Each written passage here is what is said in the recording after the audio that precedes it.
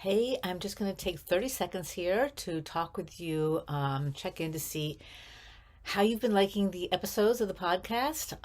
If you find that the podcast episodes resonate with you, if they make sense to you, if you've been enjoying them, that's great. I'm really happy. And so I want to tell you about how you can learn more about me and working with me. The best place to find me is on my website, which is www.juliephillipshatch.com. And there you can read more about me. There's a link where you can buy my book if you'd like, A Parenting Revolution for Higher Evolution, Raising Resilient, Responsible, Compassionate Kids from the Inside Out.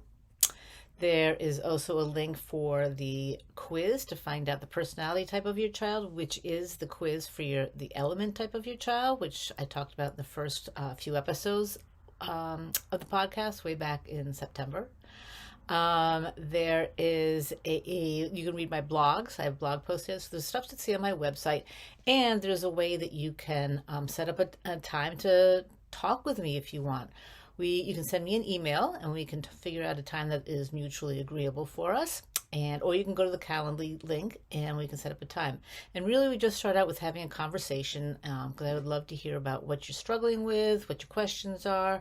Because this parenting thing with all of the worries and the doubts and the not sure what to do and the stresses, it's not easy and you don't need to do it alone.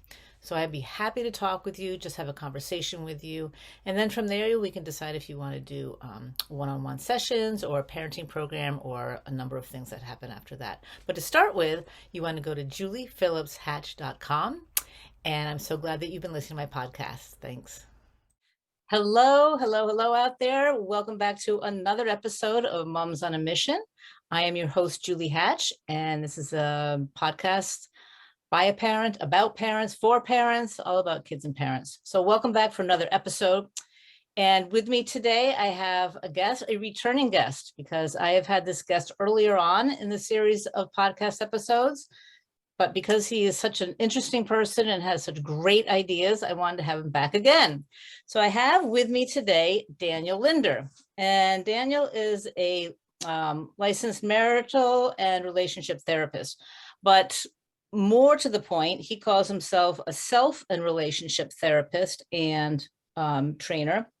And more to the point of this podcast, he is an addiction, recovery, and intervention specialist. So welcome, Daniel. Glad to have you here. We're going to talk about addiction today.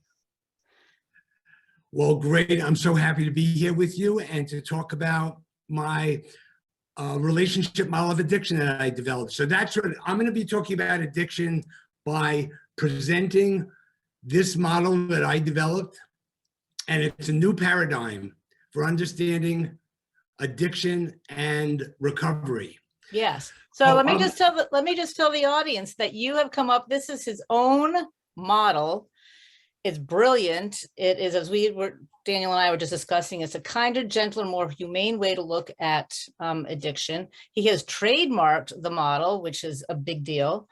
And he and I both come from the place of looking at the underlying root cause, what's driving a behavior or something like that. So without further ado, I will now turn it over to you, Daniel. So please tell us all about your model, what it entails, the benefits of it, everything that you want to tell us.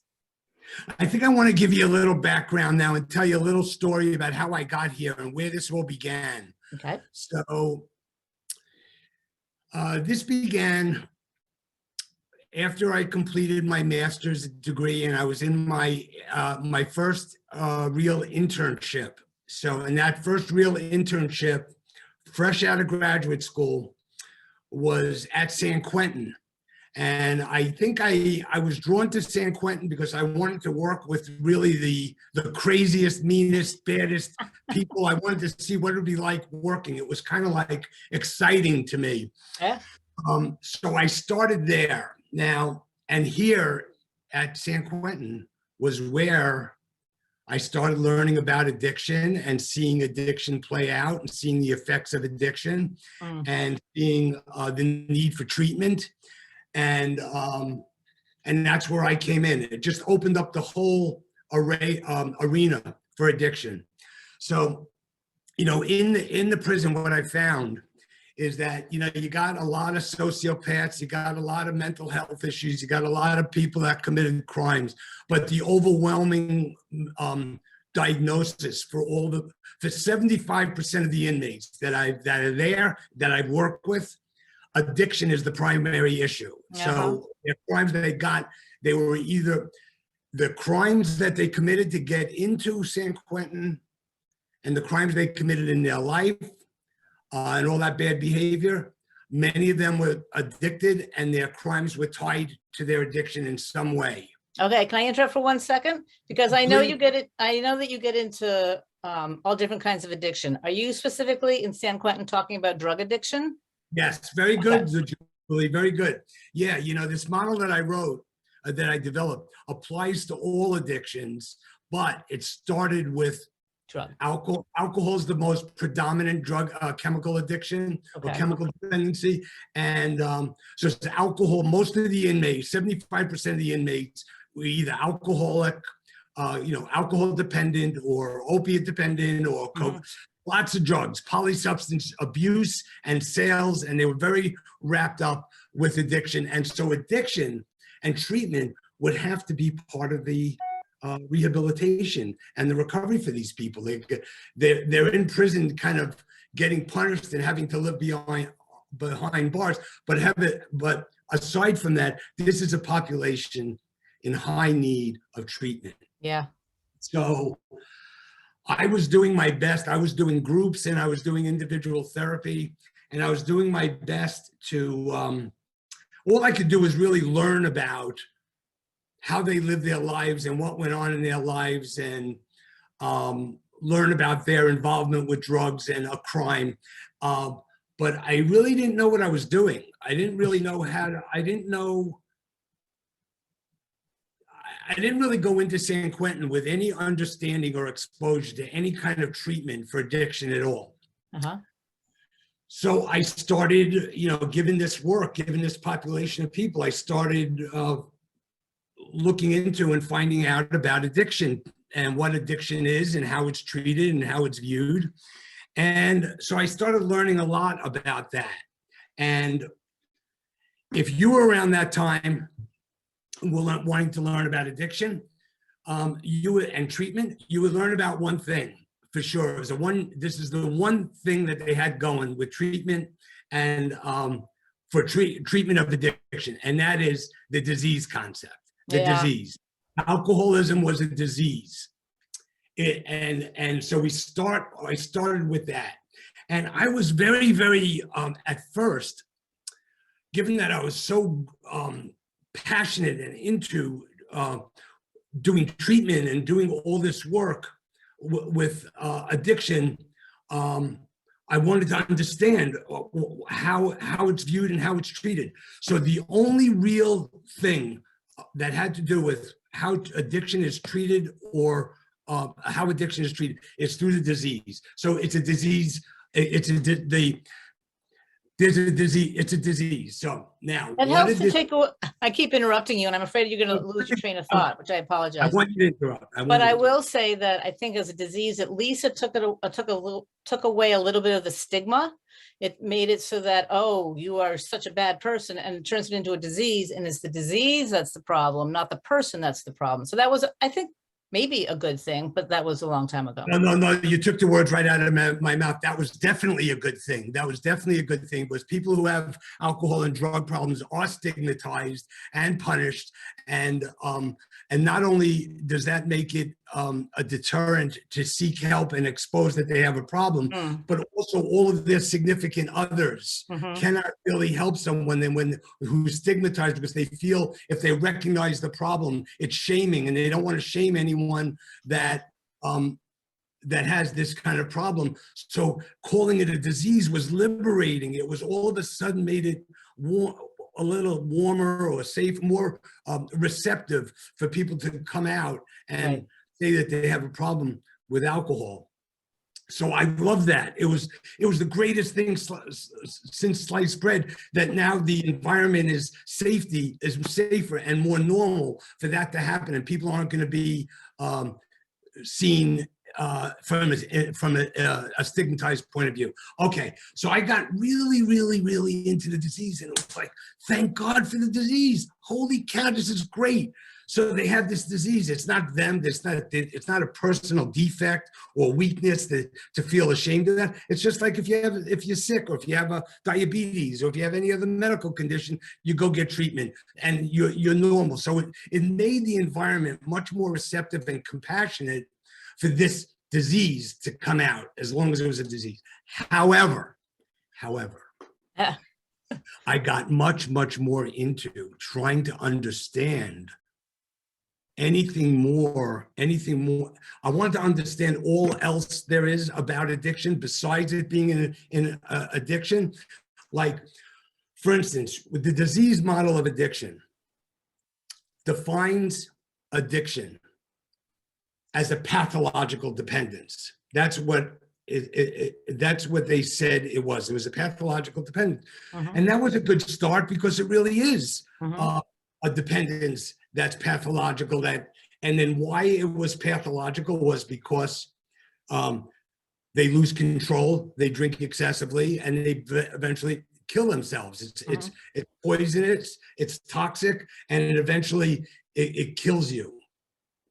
However, and they also said, and they looked at it solely in terms of biology and medical, physiological, medical, genetic, biological phenomena. So you have this dependency because of some kind of biochemical imbalance, or because it's generational. You inherited the gene that causes this extraordinary reaction to alcohol, and really, where that all led to in terms of understanding what that pathological dependence was, it was always only about the body and biology and biochemistry and genetics. They never broached any other factors that go into addiction. There was no mention of emotional issues, psychological issues, relational issues, spiritual issues, mental, other action. It was just, so I became a real cynic. I became a cynic after that. I became sort of an anti-disease person. Because it was so misleading. It was so misleading, and the treatment was so weak and so like one trick pony, so limited. Just, it's basically about sobriety. It's about basically don't use, just say no. Or get into a group of people with a group of people who support recovery, and you can have that support. But the thing is, it's about sobriety, and staying sober. And the 12 steps that they referred people basically to get on a path of sobriety, and use the 12-step program as a basis of support, where everyone in the program is doing the same thing. Is recovery is working towards sobriety and living a lifestyle, and having relationships that support sobriety. And oh my God, I was so frustrated with this, because something really obvious to me that was missed. And I got a lot of energy on this. I'm much softer and accepting right now, because I developed the model to combat that, or to expound on it. But at the time, I was just mad. I was just mad that that this kind of thing was missed, like a pathological dependence. Okay, well, you know what? From me, a therapist point of view, a dependency is a relationship. It's a relationship. Anytime there's a dependency, there's a relationship. So they kept calling it a pathological dependence, and I shifted that. I reframed that to wherever there was a pathological dependence, I substituted relationship. It's a pathological relationship. Now, then I went on to define that. What am I talking about? So it's a relationship, it's a relationship, it's a relationship. What does that mean? The definition from the relationship model of addiction perspective, and this is for all addictions, the substances, process addictions, all addictions. Addiction is a relationship with a means of relief Mm-hmm. of pain from unmet emotional needs.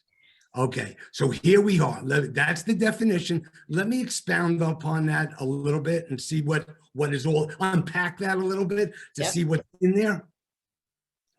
Okay, so you got the dependence, it's a relationship. Okay, now it's a relationship with a means of relief. Okay, the basic premise of the model and defining and understanding addiction is that it is not a disease, but it's a relationship with something that provides an escape or relief of pain.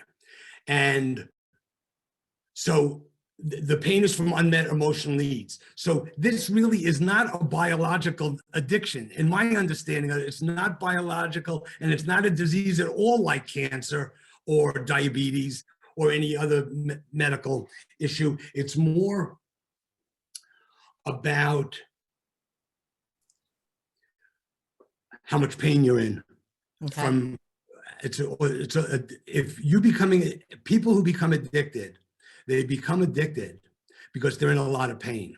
Yeah. And the more pain they're in, the more they need to relieve the pain, and the more predisposed and likely they are to becoming addicted because they have a pain. So let me say a little bit more. Hold that question, all right? Wait, go ahead. You know what? I'll come back to it. I know where I am. All right, you know where you are. This is a quick and easy one. Can you just review different kinds of addictions? Obviously, people think of drug and alcohol, but there are other ones too. Can you just sort of list them off and then get back to what you're Very saying? good. Yeah. Like I said before, the relationship model of addiction applies to all addictions. So it began with alcohol and then went to apply to other substances, whether it's heroin or opiates or cocaine or speed or benzo or prescription drugs like benzos, like with Ativan and Valium. So there's prescription drugs. So there's all substances. There's substance dependence. And then there are process addictions, like there's addictions to sex, addictions to porn, addictions to gambling. Now I'm a recovering compulsive gambler and porn addict, and I'm happy to say I'm recovering about it because I'm able to talk about my experience when I was addicted, and I went through the process of recovery, and here I am today. Yep. So a lot of my addiction, a lot of my model is validated or bolstered by my own experience. A lot of my stuff comes from my experience. I lived it. I know it from inside myself, but I also know it from studying and working in it with doing clinical work. Right. So okay, I'm going to back up a little bit. I got the definition of addiction, but before that, my perspective of mental health and pathology was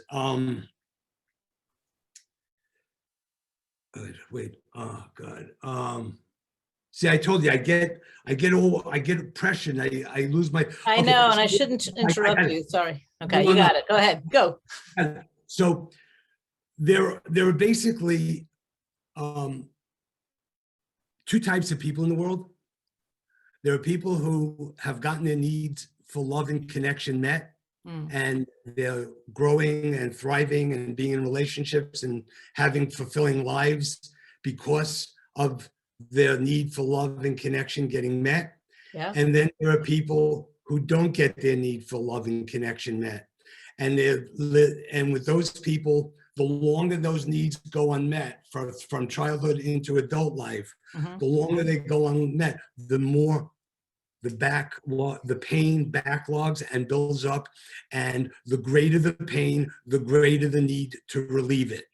So there are the people who get their needs met, and there are people who don't, and the people who don't build up a backlog of pain because of that. When you don't get your need for love and connection, to be heard, to be understood, to be recognized, any of those met, if these are basic human needs. When they don't get met, there's trouble, there's pain. Yep. And so where there's pain, one thing I understand about human beings is that there's two basic kinds. Like I said, those who need to, those who get their need for love and connection met, and those who are looking for relief because of the pain that is built up inside. They're looking for relief. Yep.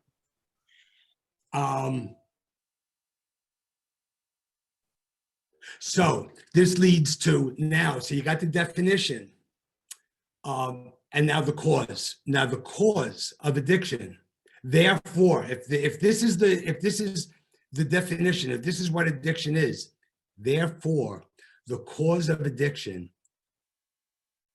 are the relationships in a person's life from childhood to current that have failed to provide adequate emotional nourishment, have failed to provide the needs for connection, for love, for whatever. There's all kinds of emotional needs that we have to make a difference, to be someone, to feel special, to be heard, to be understood.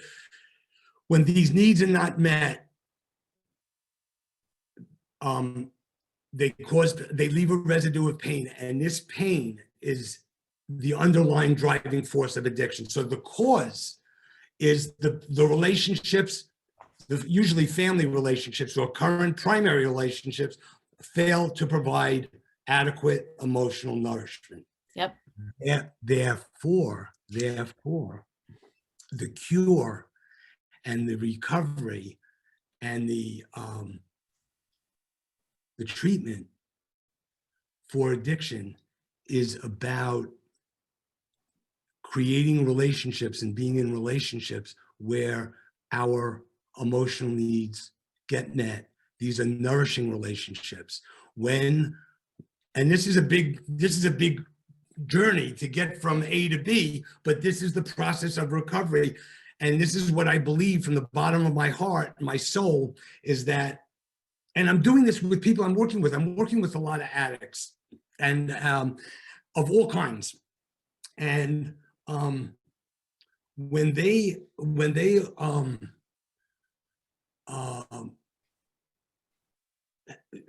build more of a relationship with themselves and therefore able to create more connection and intimacy and love in their lives, that nourishment fuels their purpose and their aliveness and all their creative energy.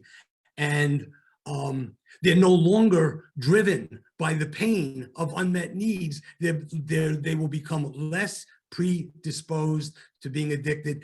They will become less enamored with those means of relief. They won't be needing the means of relief, and they won't get as much of an escape or excitement from those means of relief, because their need to relieve pain is going to be non-existent or tremendously diminished. Yep. And so when that pain is diminished, the addiction is going to extinguish itself. So, I've said many, many times to many, many clients that, once an addict, always an addict. Like, I think most addicts' dream is one day to be able to continue that relationship that they have with that, whatever means of relief it is, without the consequences and without the damage. They wish to recreate or moderate, or be able to be normal and party and enjoy and do whatever they were doing, and do it recreationally. And usually 95% of the time, that's not going to be an option. That's not going to work. That's because interesting. the original, when and where the relationship formed, that relief, that experience of relief that they have is forever emblazoned or indelibly imprinted in their psyche. So no matter how nourished, no matter how great and healthy a person is in their life, and no matter how many years they haven't used or sorted out the addiction, they are at risk of relapse. If they will always be at risk of relapse. Yeah. That was kind of like a rule. That's kind of like what I said. That's the way it is. Right. But however, now I'm seeing my model play out, because people now who I'm working with through the stages of recovery, which I'm going to get into in a minute more and more depth. But the people who get through the stages of recovery and getting their emotional needs met are just a lot less addicted. The relationship with the means of relief is going to change. It's going to change. So the addiction, I believe in many ways and to a large extent, the addiction extinguishes itself. So here you got the definition, you got the cause, and you got the cure. Okay, that's and you have the underlying driving force of what addiction's all about. It's not biologically based. Right. It's emotionally based. It has to do with pain. It has to do with the effects of trauma, broken relationships, suicide, toxic parents, abusive parents. Most of those people, I would say that going back to San Quentin for a minute, 75% of the people had a primary diagnosis of addiction. I would say 50% of those had a primary diagnosis of trauma. Yeah. They were PTSD. There was a lot of trauma. And then the effects of trauma, a lot of depression, a lot of anxiety, a lot of suicide, a lot of hospitalizations, a lot of trauma that creates a lot of pain and need to relieve the pain. So okay, so that's I just wanted to say, go back to tie in the pain. Got that. There's a big leap though that you may get into later.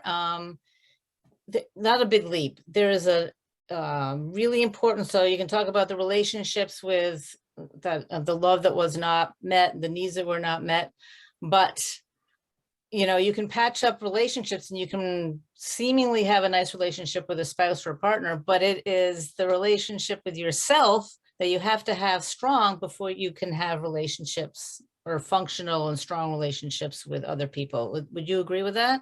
Absolutely agree with that, because that's stage 2, developing a relationship with yourself is stage 2. And these are sequential stages. They go from 1 to 2 to 3. So you can't get to 3. You're not going to be able to be your creative powerhouse that you can be when it comes to creating connection and intimacy if you're not grounded in yourself. You need to be home. You need to have a place. You need to know that you're alive. You need to know what's going on inside of you. That's your gift. Your experience is your gift. So you need to be able to you need to be conscious and connected to your experience in order to create relationships that are nourishing. Right. So it all begins with the relationship with yourself.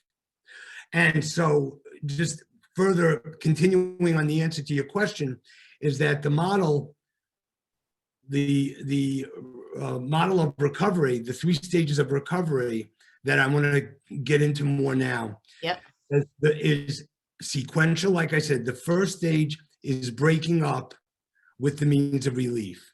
So you have to break up this relationship. And as we talked about, the way I describe this relationship is like having a secret love affair.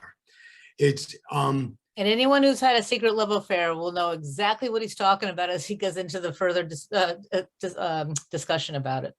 Right. There's all kinds of secret love affairs. That's right. So breaking up.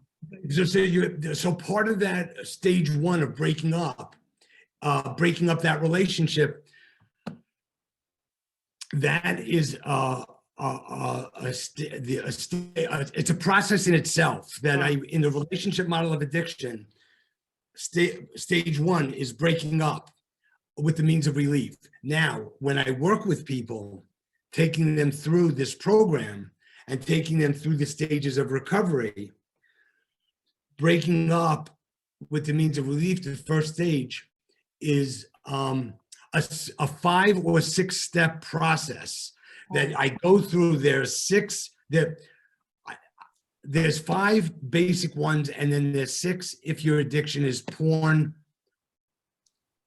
or sex, because there's a specific extra step to deal with the psychological aspects of those that have to get addressed that don't necessarily apply to the other addictions. So what happens in breaking up, I want to kind of I want to do this quickly and succinctly and not get bogged down in it, because it's really a process. These are experiential processes more than they are concepts. Mhm. But the idea of the 5 steps are this. Step 1 is a process of education and learning about this relationship that you have with the means of relief. You're learning that it is a relationship, Mhm. B, that it's not a good relationship, it's a really bad relationship. Mhm. It's a bad relationship for this reason, that reason, a number of reasons. Your life revolves around it. You don't get any nourishment. You get more dependent as time goes on. You get more your quality of life and ability to function is steadily declining and diminishing. It doesn't plateau. It doesn't stay the same.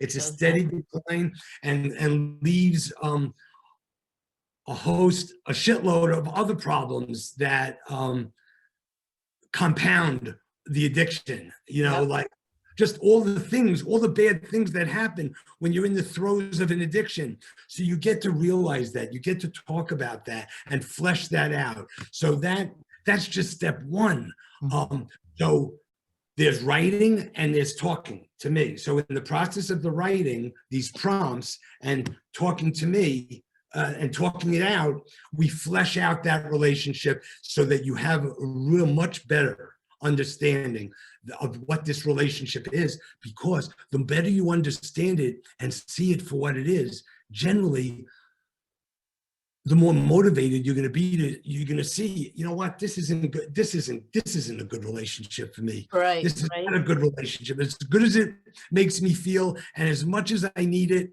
and all the great lengths I go to maintain it, and my life revolve around it, it's messing me up.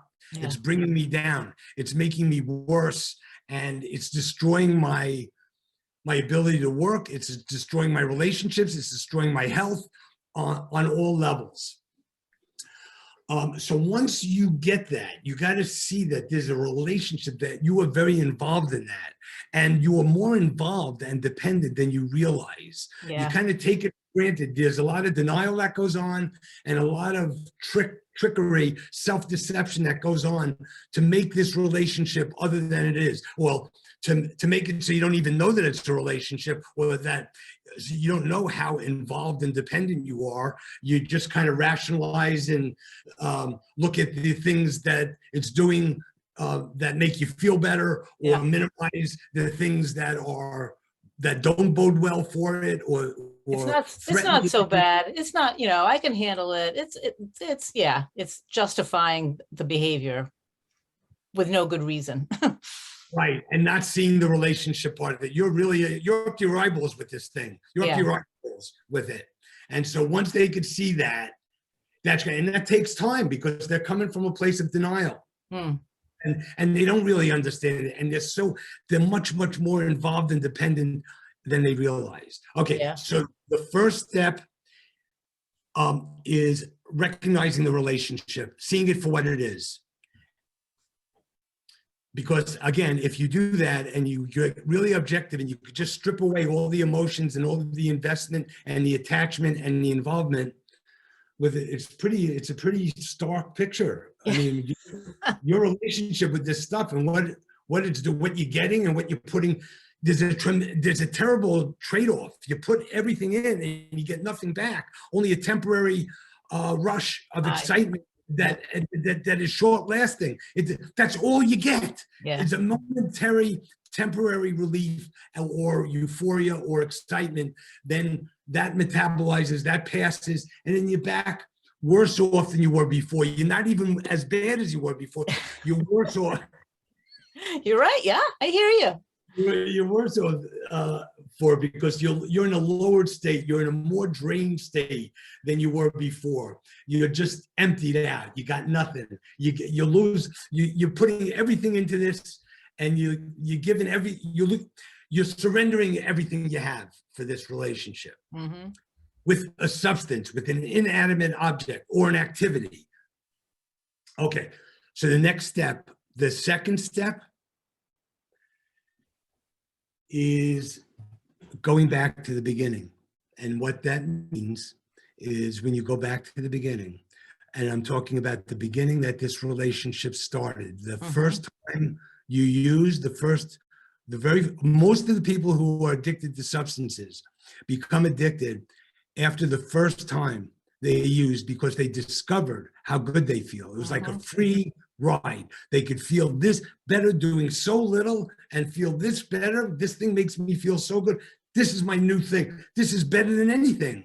There's no person or anything that I know that makes me feel like this, and that doesn't cost anything. That's the easiest thing. I can go buy it, or, it's very easily accessible.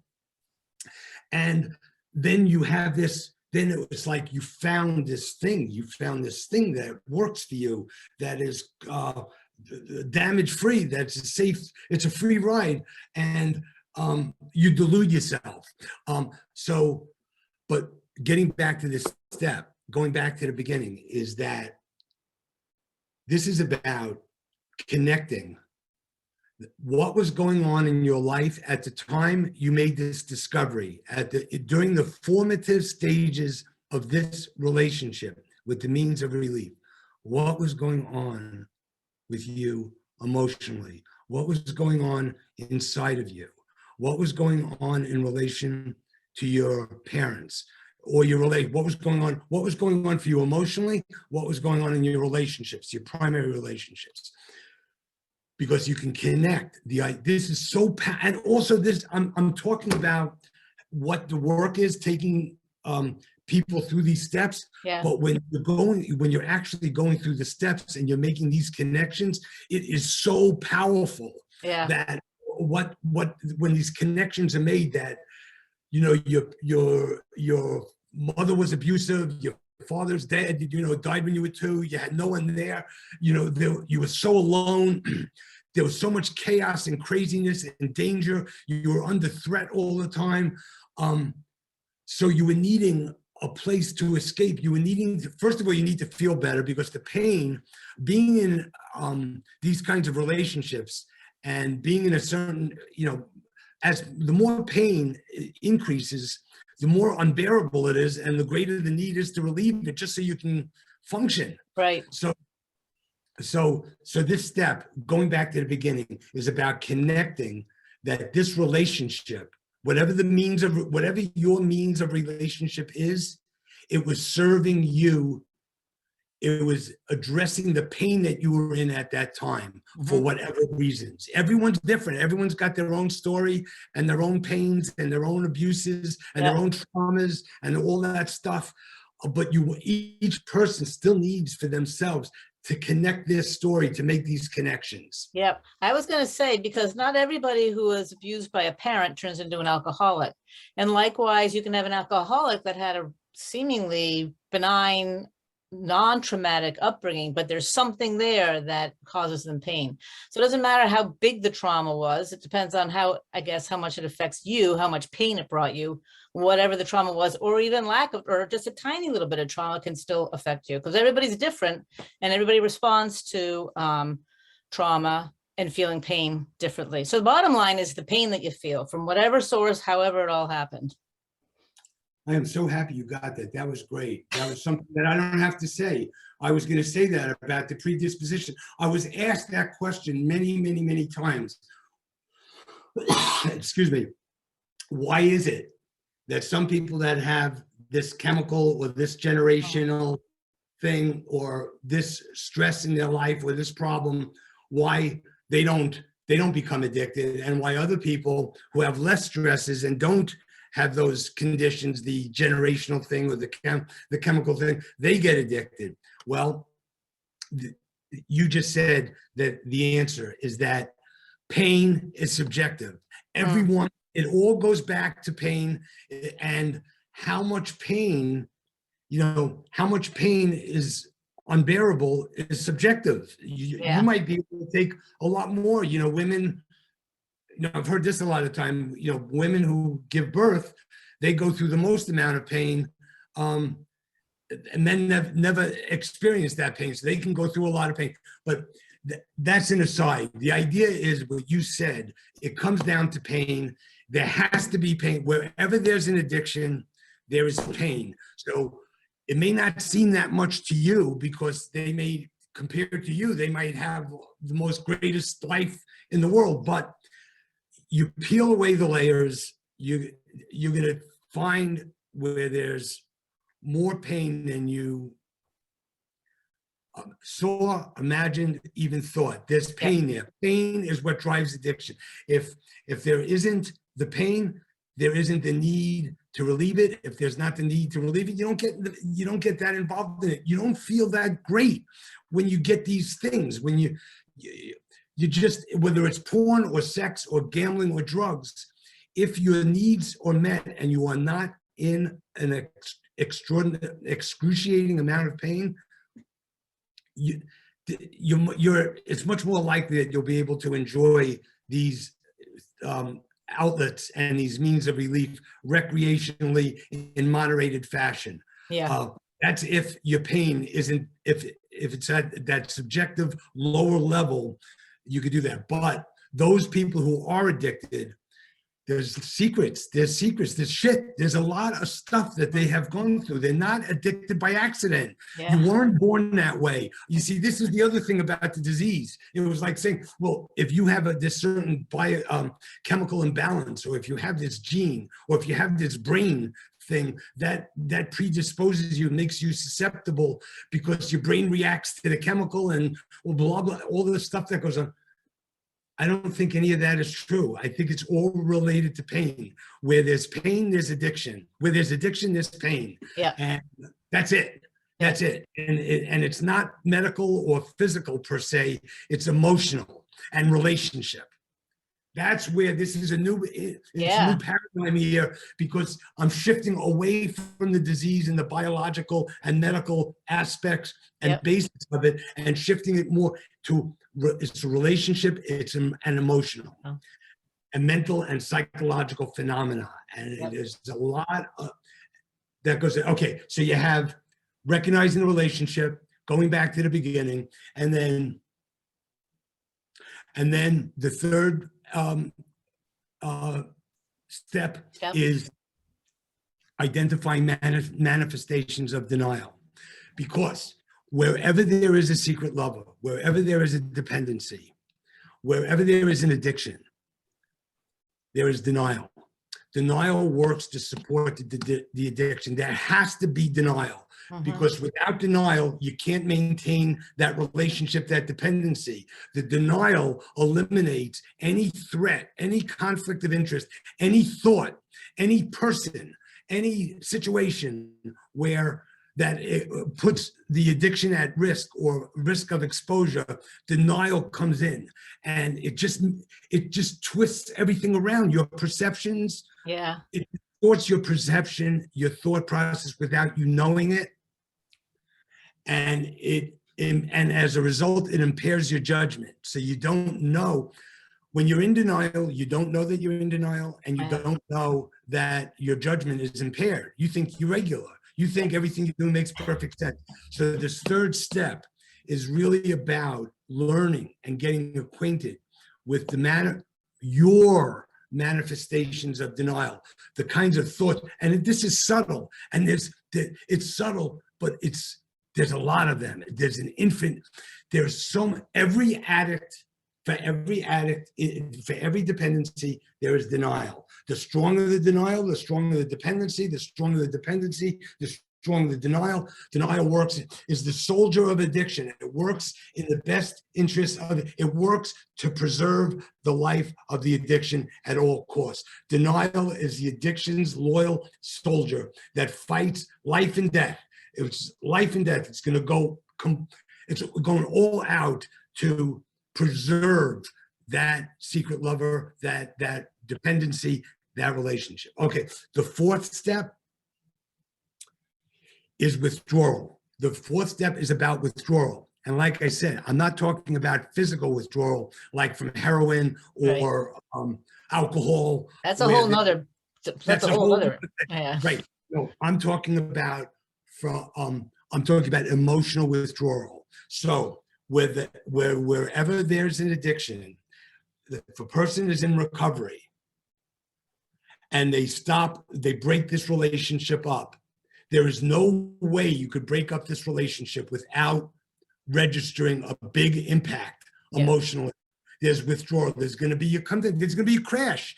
There's going to be a crash. You don't have your secret lover. I mean, this is something that, you look, not only does a secret lover, is it exciting, but it also consumes you and gives you something to think about all the time, something to look forward to. It's like not just getting it on with the secret lover, but just having the secret lover is a tremendous escape, because whatever's going on in your life, you're just going to say, oh, well, in a few days, I'm going to be back. I'm going to be okay when I rendezvous with my secret lover. Yeah. So I do not believe that it's possible to break up without an emotional fallout.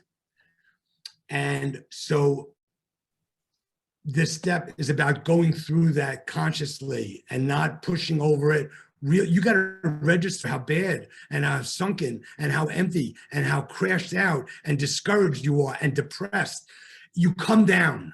The addiction is a high that's temporary, but breaking up, when you don't have that high, there's a loss. There's a loss there that, it's not deadly, it's not life or death, but it's something you have to contend with, and you don't want to deny it, and you don't want to skirt around it, because if you skirt around it, it's not going to go away. It's going to trigger you to relapse. Yep. You're going to feel so bad and hungry and empty and not know why, and you're going to just, that emptiness, that hunger, without making that connection to withdrawal, it just leads you back. It is such a strong relationship. This goes back to the first step, not only understanding that it's a relationship, but it is a strong relationship. It's a stronger relationship than any other relationship you have. It's a primary relationship. That means that when you are addicted in the throes of an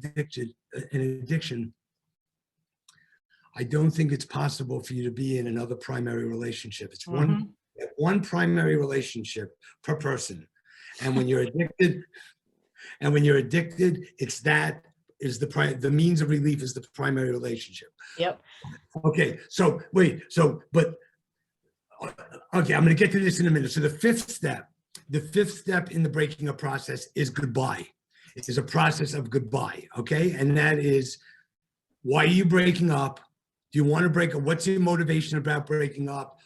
What's your fears about breaking up? What's in the way of breaking up? What do you want to do when you break up? Break up, break up, break up. It's all about getting your internal experience to match up with the reality that this is over. It's over. You're saying goodbye. This isn't about a wedding. This is a funeral. This is a funeral. So, goodbye. Right. Okay. So those are the 5 steps. And then with porn addiction and sex, there's another step that I added about distinguishing fantasy from reality, because porn addiction is a problem of fantasy. You begin to relate to people as fantasies, as figments of their imagination, as opposed to real people. Addicts, we all do that anyway, but in porn, it's a very specific, clear, direct match with, what goes on psychologically for a porn addict is that their imagery and imagination is what they use for relationships, to protect themselves. So they can't relate to real people. You can't relate. You relate to real people to the extent that they are objects, like they are in your fantasy. And I have experience with this. I know what this feels like. I remember when I was addicted to porn from the age 16 to 23. So, and I had my first real relationship at 23 with a woman, and that marked the end of my addiction. But I know that from 16 to 23, how porn affected me was that, I didn't feel good about myself. I was afraid of rejection. And talking to women, talking to girls was very threatening to me. I had a tremendous fear of rejection. So you know what I said? Screw it. the fantasy, Mrs. Taylor, or the characters in my pornographic stories and images that I used when masturbating is how I related to the people. I didn't relate to anyone as a real person. I didn't relate to them at all because I kept my relationship with the porn images and masturbation. That was my primary relationship. Yeah. So I was able to go through the motions, not take any emotional risks, not make any contact, not be vulnerable, and not care about whether they were going to reject me or not. I had nothing. I no longer at stake because I had something better. I had something better than that on the side before I went to bed at night. That's what I had it better. It was the best. It was the best relationship, the best sex I could have ever had at that age. So that was sex for me from 16 to 23. And then it all went kaput when I actually had my first relationship with a real woman, with a real person. And then that was my first relationship where I ever had to really relate to a real person as opposed to a figment of my imagination. So Wow, those are tall shoes for her to fill. it was. She did. We had a great relationship, a 6-year relationship. So that was it. That was the end of porn. After that, I didn't need porn. I didn't need to feel safe. I didn't worry. I was no longer worried about my being rejected or my inadequacies because I got it. I proved it all now. I broke all the ice. I got into a relationship. Okay. So, oh God, okay. That was just stage one. Okay. So wait, can I interrupt you for a second? Because I really don't want to gloss over this, because I know people, I don't know if they're listening or not, but I certainly know people that would just make sure that the withdrawal part, yes, I understand that it all comes down to the relationship that you're having and the pain and all of that. However, in heroin or opiate and alcohol, you also have to deal with the traditional medical physical withdrawal. You can't gloss over that and say that's not going to happen, right? Right. That becomes a medical issue. It's not a treatment. That's something that we would get addressed because there are medical risks and that are life-threatening and very damaging. And if you're not detoxed in a safe way, bad things could happen. You could die. Especially alcohol has a terrible, very high risk of complications. Withdrawal, they have high death rate, cirrhosis, all kinds of things are deleterious consequences. And then with benzos, there's a life-threatening withdrawal process, so they have to be tapered down in a way to make sure that withdrawal doesn't kill them. And then with opiates, there's a significant withdrawal that is straight across the board. Everyone addicted to opiates goes through, but it is not life-threatening. You just feel like crap. You have the flu. It's more flu-like symptoms, but opiates do not kill you. In terms of you can overdose on them, as we know, with whether it's with OxyContin or fentanyl. There's millions of people getting overdosed, but so in those cases and then with process addictions, there's no risk of physical withdrawal. So whenever there is a risk of physical withdrawal and complications and discomfort and sickness, you deal with that separate. But that's not part. I have to deal with that separate because the physical health and the medical aspects of the person and the withdrawal process need to be addressed. The person needs to be able to live through it and be safe, and it be done in the right way to mitigate the physical risks of withdrawal. But that is separate. That's a different kind of withdrawal that I'm talking about. That's a necessary. That's a physical thing.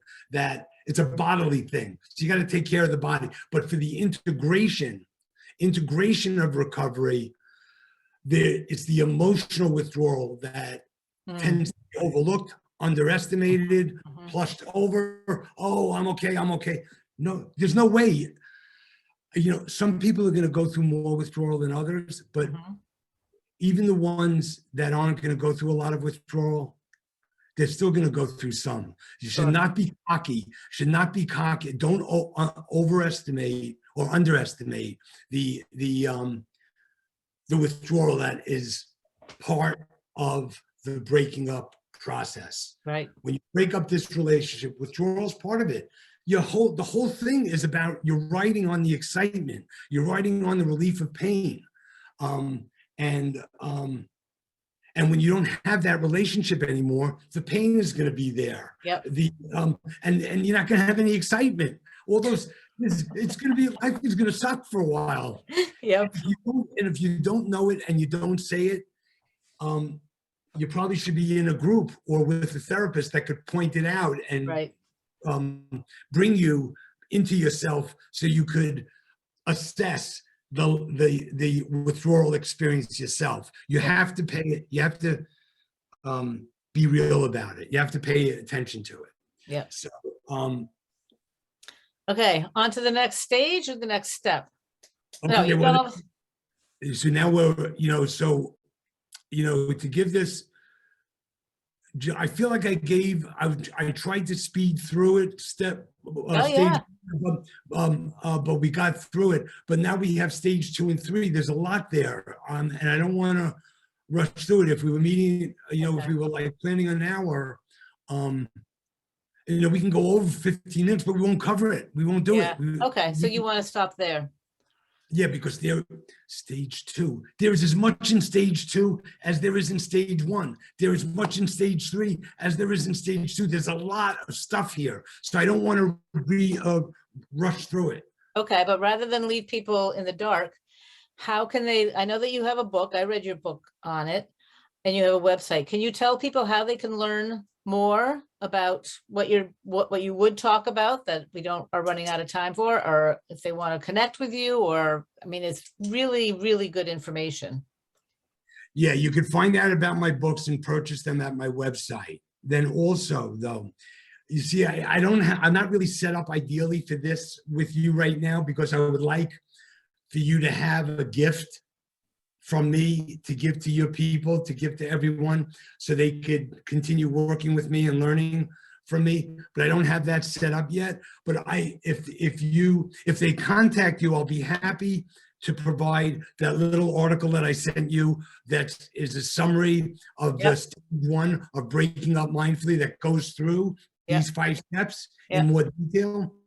And I could also send you a summary of how I got here and a summary of the relationship model of addiction itself, which I kind of covered in this. But you can have more hard copy there. If they contact you and you tell me, I'll send it to them. Get me their contact information. I'll send it to them. And what is your website?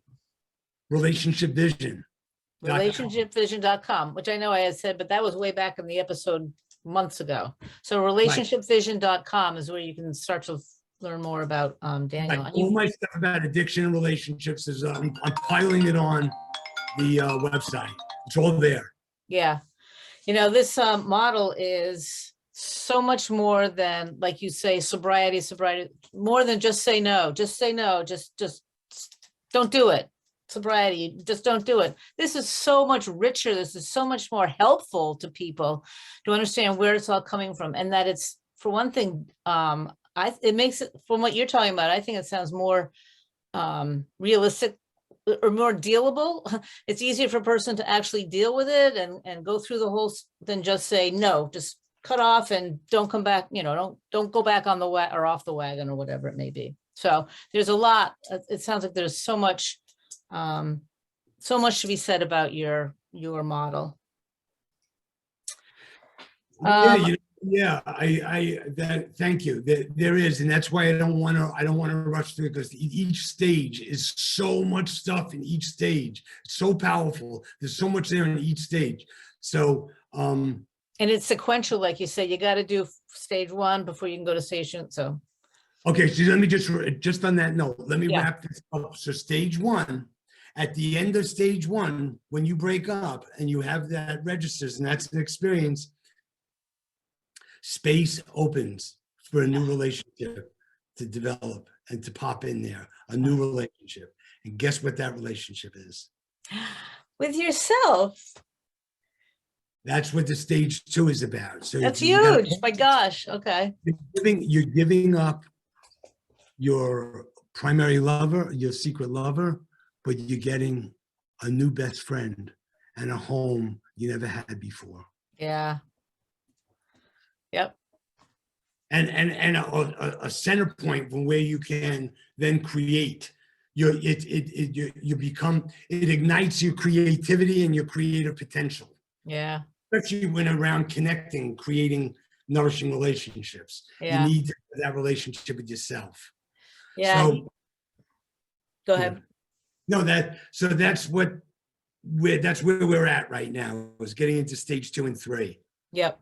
And you make us, you sounds really very hopeful for if I was a addict that I needed help. You make it sound so much more hopeful than punitive and religious. AA is kind of religious, right? Which is not inherently bad, but not for everybody. But anyways, as part of acupuncture school, we had to go to an AA meeting and sit in, which was so enlightening, so enlightening. It's a good thing to do for acupuncture, for anything. There's a Yeah, lot happening at those meetings. Those meetings are really good for people. They're way more helpful than they are yeah, hurtful. better than nothing, certainly. But your model goes a whole nother step forward and deeper, and it sounds great. All right, I think that we will stop here, Daniel. Thank you again for being here. Is there anything else? Do you have something else that you want to add? No, but I just no, I thank you for having me. It feels good to be able to talk and to get my model out there and for people to be using it or aware of it at least. Yep. And I just feel warm and full and thankful. And I love looking at you and talking to you and doing these interviews with you. I know they're And fun. You're a fun guy, but people should know that they can get a hold of you at relationshipvision.com. I mean, I don't know if anybody here in where I live practices this, but they certainly can get a hold of you and do it virtually with you, right? yes, Yeah. yes, yeah. Yeah. Well, Well, I think that message needs to get out more and more into the world, and maybe it is. I hope so. So I thank you.